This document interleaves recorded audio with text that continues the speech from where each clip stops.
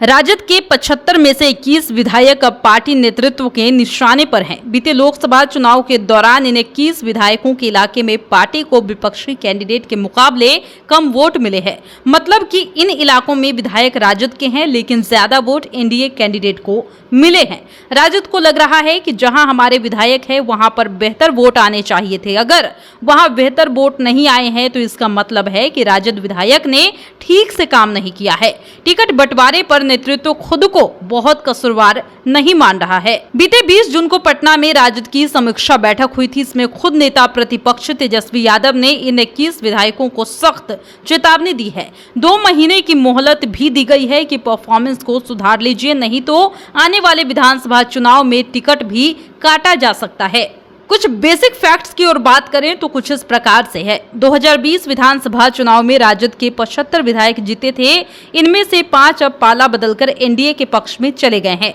पाला बदलने वाले विधायकों में सूर्यगढ़ा से प्रहलाद यादव, साथ ही शिवहर से चेतनानंद, मोकामा से नीलम देवी, मोहनिया से संगीता देवी और भभुआ से भरत बिंद शामिल है। राजद ने इनकी सदस्यता खत्म करने की लिखित शिकायत विधानसभा अध्यक्ष से की है, लेकिन अब तक कोई कार्रवाई नहीं हुई है।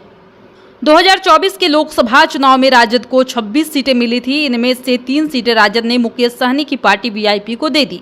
बाकी 23 सीटों में से 4 पर राजद की जीत हुई, शेष 19 पर हार का मुंह देखना पड़ा। जिन 19 लोकसभा में राजद की हार हुई उनमें 2 लोकसभा इलाकों अररिया और मधेपुरा में राजद के एक विधायक हैं जिनका प्रदर्शन बेहतर रहा है। मतलब कि उन्हें अपने विधानसभा में विपक्षी कैंडिडेट से ज्यादा वोट मिले। पूर्णिया और वाल्मीकि नगर लोकसभा में राजद के कोई विधायक नहीं थे। इस तरह यह 21 विधायक कुल 15 लोकसभा इलाकों से आते हैं। दिलचस्प बात यह है कि इन 21 विधायकों में 5 वो भी शामिल है जिन्होंने खुद लोकसभा चुनाव लड़ा भी और हार भी गए। सिवान के तीनों राजद विधायकों पर हिना शाह भारी पड़ी। सिवान में राजद से लोकसभा उम्मीदवार थे बिहार विधानसभा के पूर्व अध्यक्ष अवध बिहारी चौधरी। बड़ी बात यह है कि वो अपने ही विधानसभा क्षेत्र सिवान सदर में तीसरे नंबर पर रहे। यही नहीं, रघुनाथपुर से राजद विधायक हरिशंकर यादव और बरहरिया से राजद विधायक बच्चा पांडे के इलाकों में भी राजद तीसरे नंबर पर रहा। सिवान लोकसभा के इन तीनों विधानसभा इलाकों में राजद विधायकों से ज्यादा वोट निर्दलीय कैंडिडेट हिना शाहब को मिले थे। सारण लोकसभा सीट से लालू प्रसाद की बेटी रोहिणी आचार्य चुनाव लड़ रही थी।